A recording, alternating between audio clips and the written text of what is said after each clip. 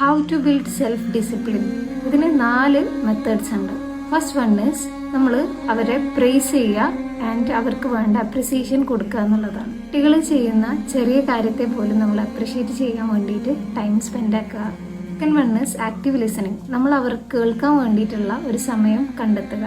ദിവസം ഒരു at least 5 minute എങ്കിലും നമ്മുടെ മക്കൾക്ക് വേണ്ടിയിട്ട് അവരെ കേൾക്കാൻ, അവർക്ക് എന്താണോ പറയാനുള്ളത് അത് കേൾക്കാനുള്ള ഒരു ടൈം നമ്മൾ അവർക്ക് വേണ്ടിയിട്ട് കൊടുക്കുക. Third one is change in approach. കുട്ടികളാണ്, അവരുടെ ഭാഗത്തുനിന്ന് തെറ്റുകൾ സംഭവിച്ചേക്കാം.